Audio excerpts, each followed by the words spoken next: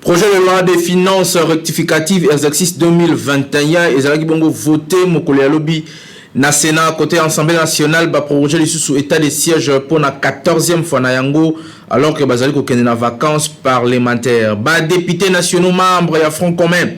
pour le Congo FCC ba réaffirmer refus na bango ya ko désigner ba délégué na CENI ezali déclaration moko oyo basalaki mokolo ya lobi pe boyebi te lisusu police nationale congolaise bazali kosangana na police oyo ya Rwanda pona koluka kosala ndeti tobenga coalition pe koluka kolandela par rapport ya ba insécurité nyonso oyo ezali kosalema na ville ya Goma. Lelo population congolaise ba réagisaki pona likambo yango pe ba pesi makanisi na bango par rapport ya décision oyo. Voilà quelques sujets oyo toko développer na édition ya mokolo ya lelo KNB News ya vendredi 17 décembre oyo nazali na plaisir ya ko présenter bino pe na souhaiter bino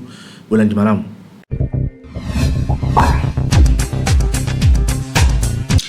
Kaka ndenge na lobaki na ebandeli ya édition oyo projet de loi de finances rectificative exercice 2021 ezalaki bongo voté à l'unanimité mokolo ya lobi na Sénat. Bolanda ba détail na reportage oyo.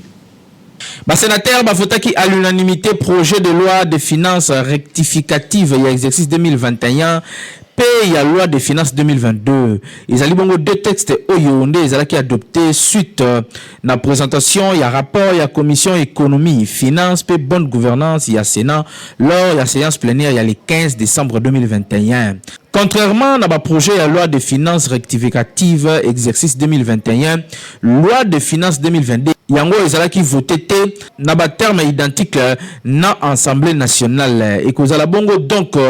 likambo ya ko débattre yango na kati ya commission paritaire, il y a deux chambres pour harmoniser yango malamu. En effet, Sénat a dégagé environ 97 millions de francs congolais, il y a excédent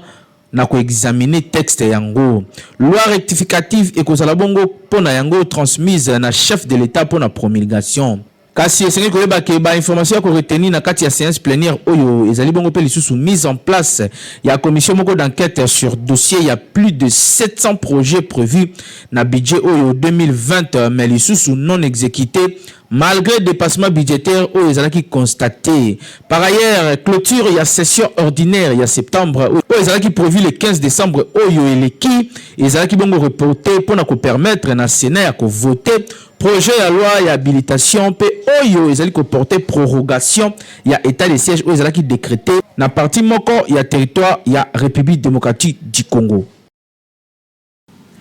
Côté ya Assemblée nationale bango pe nanga mona bango ba proroger état de siège pour na 14e fois na yango oyo ezali na durée ya 15 jours renouvelable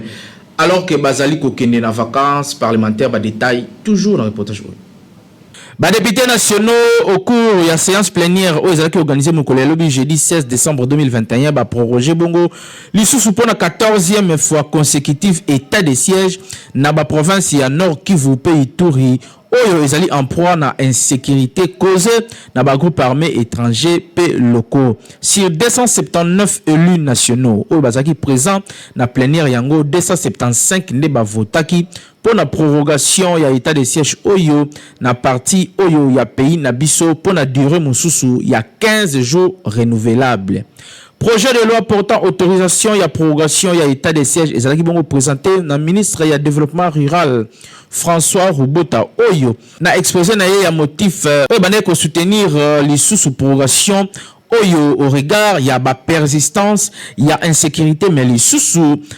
pour consolider une nouvelle dynamique sécuritaire dans la province ya Ituri pays Nord Kivu. C'est qu'il faut signaler que les dernière prorogation il y a état de siège oyo na chambre basse il y a parlement poté ba députés nationaux et sengeli ba kende bongo na vacances parlementaires. Toutefois les ali bongo gouvernement de a la habilité à poursuivre prorogation nango durant ba période de vacances parlementaires oyo ezali ko banda kala mingi te. Députés nationaux membres ya Front commun pour le Congo FCC ba réaffirmer refus na bango ya ko désigner ba délégué topé kotinda batu na seni par rapport à ba poste o ezali kotika la kuna selon bango balobi oyo bazali kotambola na kombo na bango bazali kokine na kombo na bango moko bazali ko engager plateforme oyo te FCCP balobi oyo se betami ezali mwanza na mwanza boyo ka ba détail na reportage oyo. Députés nationaux membres de Front commun pour le Congo FCC, il y a Joseph Kabila Kabange ba réaffirmé que boya na bango ya ko désigner délégué na bureau pe na plénière ya commission électorale nationale indépendante CENI. Bandeko oyo nyon surtout batalisaki yango na déclaration politique moko oyo tangama mukolo ya lobi jeudi 16 décembre 2021 à Palais du Peuple où ezali situé na commune ya Lingwala awa na Kinshasa capitale ya République démocratique du Congo. Biso députés nationaux membres ya groupe parlementaire pe non inscrit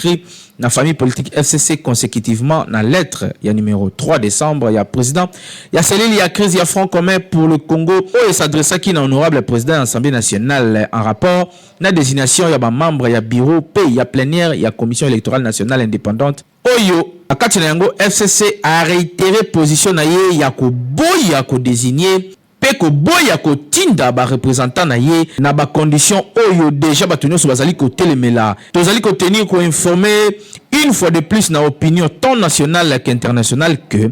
tozali te concerné na kati ya makambo oyo to pe na processus oyo ya désignation to pe ya ko tinda ba membre na biso na kati ya CENI pona ba raison oyo ici yebani na batu nyonso ndenge batali saki na entremise ya François Nzekuye oyo atanga ki déclaration yango lisusu ba député oyo ba rappeler nécessité ya kozwa CENI moko oyo ezali composé de manière consensuelle pendant que le processus électoral transparent et crédible. En conséquence, tozali ko considérer batunion so topé ba membre nyonso ya FCC ba député topé ba oyo bazali ba député te oyo ba kozala retenu na bureau ya Assemblée nationale ba kozala à titre personnel pe bazali ko engager ata mokete plateforme na biso oyo topé famille politique na biso oyo ya FCC ndenge batalisaki. Par ailleurs ba élu ya peuple oyo ba réaffirmer loyauté na bango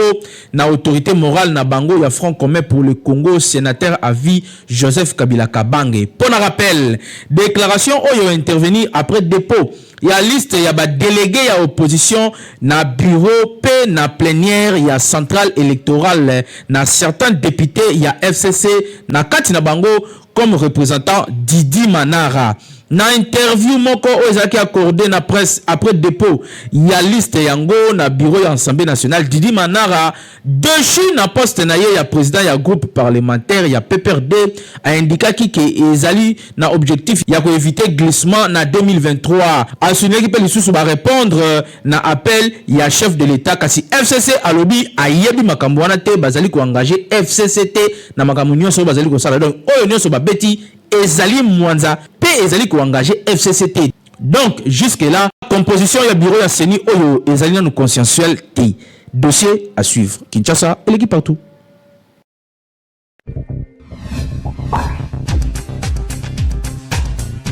Ba chips ya kitoko Beltesco atie na terrain pona ko sunga ba congolais nyonso mingi na bana na période oyo ya classe ezali na goût ya ko sakana te ezali ko teka ma moins cher mingi na ba boutique ya ba ko avenir na bino soko tuni yango ozana mobimba.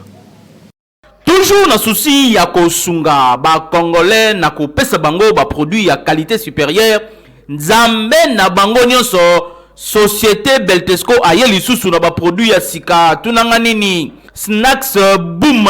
pe snacks crustos oyo ezali bongo ba chips oyo Beltesco atie na marché mikolo oyo ezali na gumoko ya kosakana te yoka eza na goût ya tomate épicée ndeti oyo bozali komona pe oyo mususu ezali na goût ya fromage pe oyo etikali yango nde ezali na goût ya nguba ezali elengi moko bondimela ngai meka papa mama okokangama kutu ezali biloko ya kitoko ya kosombela bana surtout na ba période oyo ya classe chips oyo eko permettre na bana na yo baza en forme banda ba cours na bango ndimelanga okopesa nga raison po goût oyo ezali awa somo Beltesco na bolinga za kango na ba consommateur na ye aye lisusu kobimisa ba produit kitoko pona kosepelisa bana na biso tala bana bazungi kelasi na récréation esengeli mwana lia eloko malunga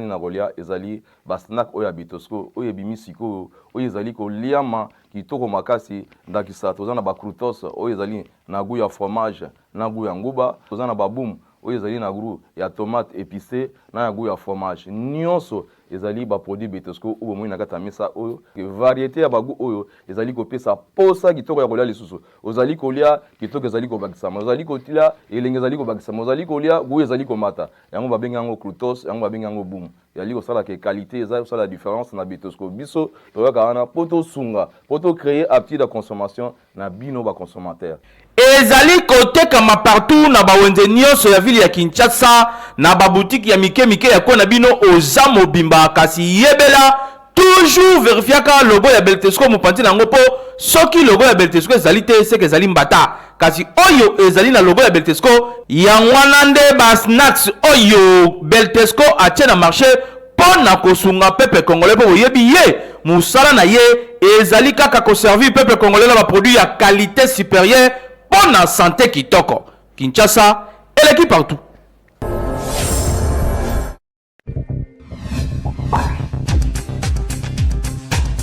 Ba émission oyo esalemaka chaque jour awa na KNB News ezali bongo chaîne moko oyo esalema na YouTube esika wapi tozali ko développer ba émission ya ndenge na ndenge esika ba congolais bazali ko pesa ba vie na bango sur makambo oyo etali politique pe social ya mboka na biso kasi esengeli ko yeba ke ezali ba émission oyo ezali ko landa makasi oyo nano zeta ko landa yango te kota ka KNB News o s'abonner o landa ba émission oyo epesami na ndeko Naomi Pilape Joseph Mokobe pour landa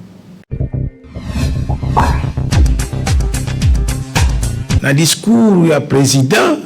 abandaki kolakisa mambi ma insécurité na mboka zambi yemei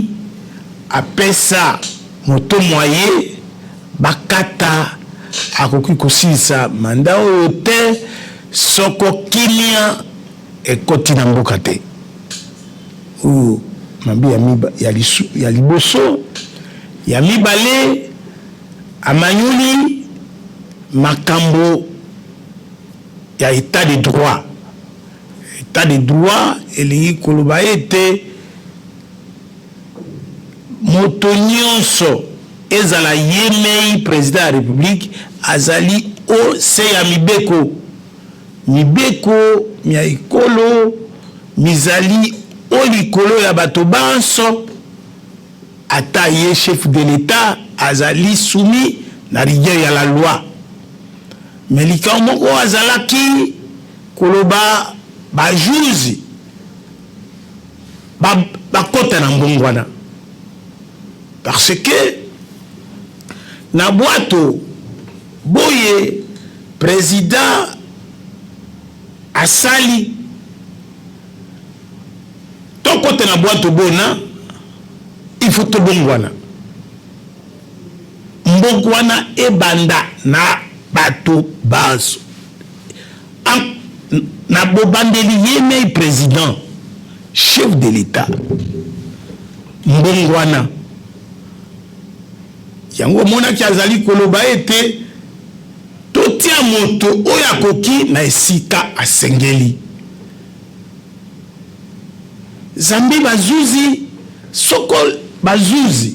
bakati makambo bazali koloba te puisque mbongwana bato nyonso baza kokota na bwato malamu te omoni bato oyo batangaka biblia Noé asali bwato tango Noé asali bwato aza kokotisa eloko moko na bwato ndenge moko lokola touti nibu ebele 60 ans ya indépendance mibu ebele mbong tozali kokende na bozoba toza na repere te sika bwato oyo ye asali ezali bwato ya mbongwana le changement po tokoti na bwato na ba ngubu na ba nyama mabe bato ya mabe na kati ndenge nini kobongisa ekolo soki tobongwani te. Mais après beaucoup de temps, pourquoi attendre changer quartier? Pourquoi on parce que ezali processus. Parce que c'est plein de à se plaindre te ezali pédagogie. Yesu akufi abotamaki ti lelo se mbula boni mbula koto ibale na tukumi baye na moko. Est-ce que Biblia oyo Yesu ayaki nango? Est-ce que batu bayambi mambi manso batu ekelezia bateyaka mambi mbongwana moto na moto mikolo miso te puisque mbongwana ezali processus po akoya te soko justice eza te mbongwana ekota te puisque il faut bato ya bajuzi bazala bato bosolo bato ya bosembo po bango bazali bato ya bosembo. Il faut bango mei babanda kobongwana po otango akokata likambo ezali kaka ye na nzambe po akatela moto likambo ezali kaka ye na nzambe po soki akati likambo mabe akateli moto mbula tuku mibale peut-être akateli ye pene de mort akufi abomi ete mbala mozu asali likambo ya pamba omoni bajuzi. C'est pour cela batiaka bana mikete batiaka batoyo bazali na bosembo na motema pio po akata likambo. C'est pour cela président et sa pédagogie méthodologie pour que bato bakote na boîte boyer boye bomongwana parce que ezali nini tokei na maponami idepes ezwi majorité te na idepes pe bato banso pe bazali na idée ya mbongwana te. Il faut bato banso toza na mbongwana ndenge bapapa oyo basalaki parti na biso balakisaki biso. Aloba discours moi za capital lelo ko beta malisolo etikali na mwa ba incrédule na monde à la police na monde bato ba ibaka mbongo ya leta balobi bakoyoka te me bakoyoka biki rouge koleka wana ije faza alingeti azawana e salama remaniement bezo salama na gouvernement ba aquarium wana e salama mise en place be osama na niveau nyos lelo na bandi lisolo na par rapport Covid na kota kango pe note mende bozoka bazo pesa ba communiquer wana to respecter ba gestes barrières et puis to respecter parce que ça santé la santé n'a pas de prix muto na mutato je sika zali obazo lobela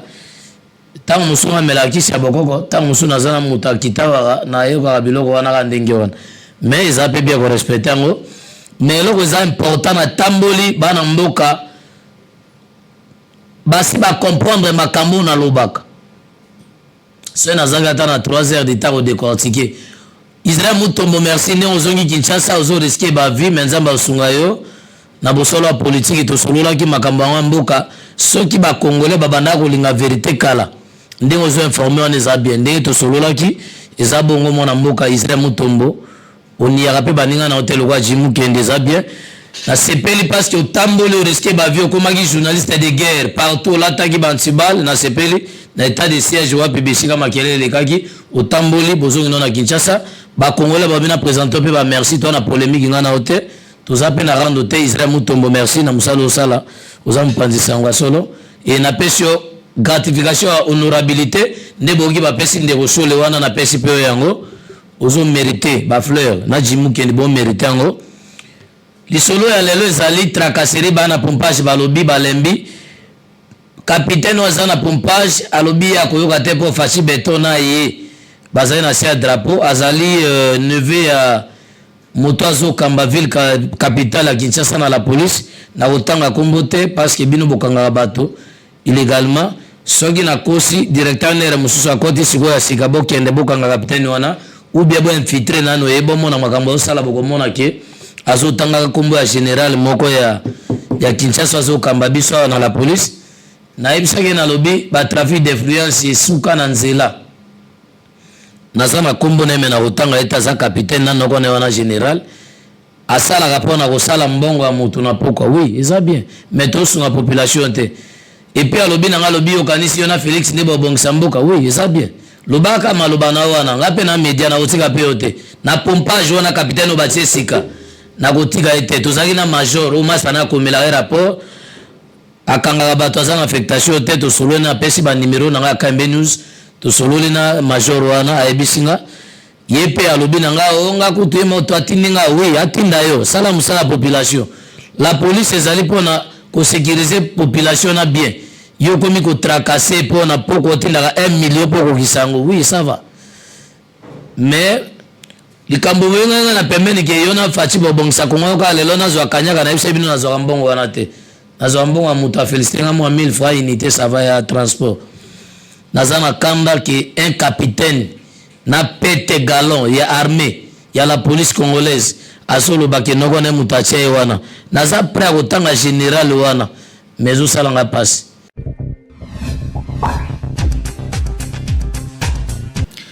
Après l'amour, c'est l'amitié. Ndenge tolobaka awa na Kinshasa motuna ya KNB News ezali boye soki lelo ex na yo abengisi yo na libala na ye alors que yo nanu obala tepe bobwena na bino déjà kala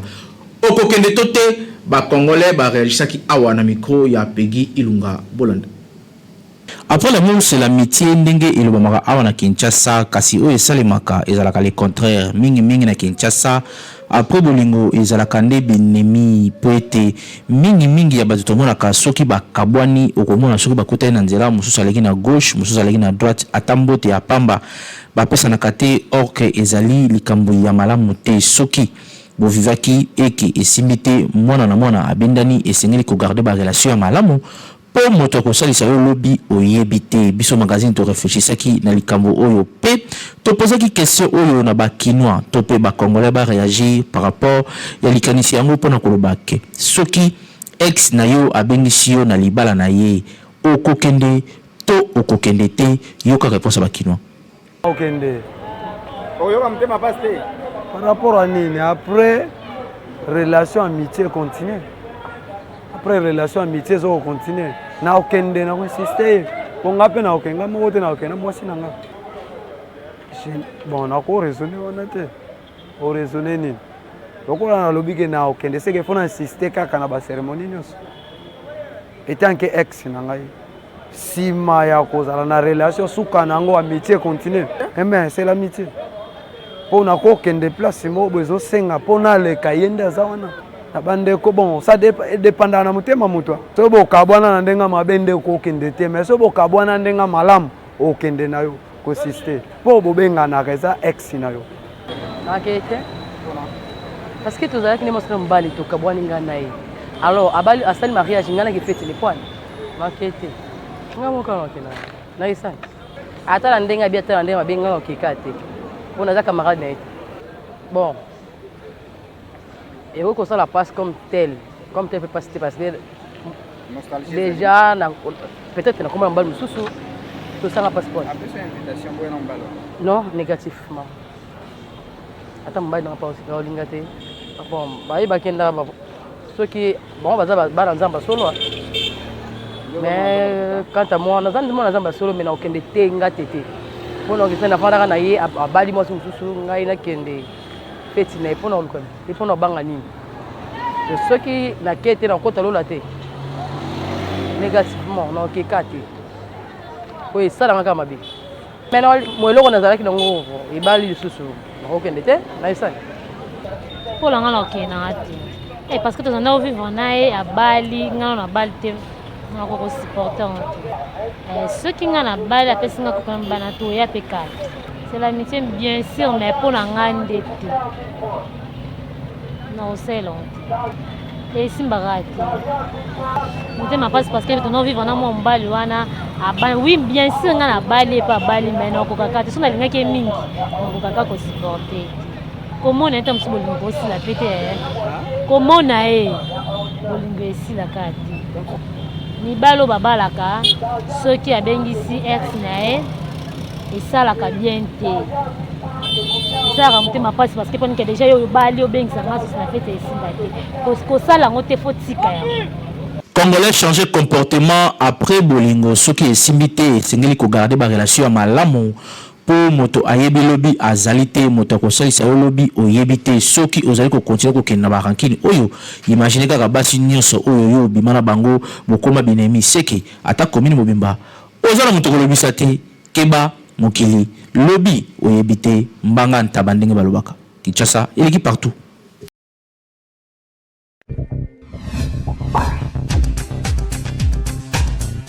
Deux rencontres et Betamaki Lobi na compte Yalina Foot 16 décembre 2021 à Stade des Martyrs à Wanaville à Kinshasa. Et Zalaki Bongo d'abord 2MP à Salaki match nul, il y a 2 buts partout contre Asekouya. PS vite à Club Yende a gagné qui na score moko il y a 5 buts à 0 contre équipe il y a AS Simba ya Kolosi. Voilà le détail dans le reportage. Nasser Mboula o ezalaki ko arroser pelouse ya Stade des Martyrs mokolo lobi jeudi 16 décembre 2021. Des affiches nde ezalaki na menu ya Ligue 1 awa na Kinshasa. Na première explication Daring Club Motema Pembe oyo ayambaki bongo ba promu ya Athletic Club Kuya Sport azalaki teni en échec na score ya 2 buts partout. Un match moko o ezalaki makasi koleka. Mené la score na 27e minute ya match bi ya Kafuti DSMP ayaki kozwa égalisation na ye grâce na joueur na bango William Likuta na 33e minute ti na pause score etikali ko changer te. Na deuxième mi-temps alors que DSMP abane ko kima derrière bi na bango ya avantage Kuya ayeko marqué grâce na joueur na bango Chidibi na 58e minute. Esengaki kozela ba ultime minute po na komona égalisation ya Daring Club Motema Pembe oyo ayaki ko inscrire sur coup franc na joueur na bango saoudien Rayad na 91e minute. Na résultat oyo DSMP a occupé 5e position na classement avec 18 points pour na 10 matchs oyo ici a beti déjà. Oyo azali na 5 victoires na kati ya ba match yango 3 nuls puis 2 défaites. Plus tard, c'est-à-dire à peu près na ba 15h kaka na même Stade de Martyrs vite à club yé ayambaki bongo équipe ya Simba AS ya Kolwezi pe a s'imposer qui na score moko très lourd. Il y a 5 buts à 0. Glody Lile Pondé a tchaki triplé moko na 35e minute, Moussousou na 49e minute, pe Moussousou na 89e minute. Pe Lissousou Babi ya Marouf Tchakei na 58e minute, pe ya Obed Mayamba na 80e minute nde e permetaki na Vita Club a continué sur série na ye ya ba victoire. Na bongo équipe ya Bestine Kazadi a tirali bongo deuxième na classement derrière tout puissant Mazembe avec 29 points na 11 sorties oyo et si a sali déjà avant ya kosil sa phase aller na ye Kinshasa et l'équipe partout. Plaisir na biso ezala ke bozali wana ebele pona kolanda pe ko continuer kolanda ka NB News première chaîne d'information. On continue na lingala autorisé ko célébrer musala avec impact na idéologie musala ezali ko continuer ko keneki toko rédaction ba wayo bazali toujours wana pona ko informer bino kaka ndenge bolingaka ngai na bino rendez-vous le susu na mikolo ezali ko ya bo continuer ko landa biso pe ko pesa biso confiance bokozala de citer Nzambe a continuer ko batela bino pe mabota na bino nyonso.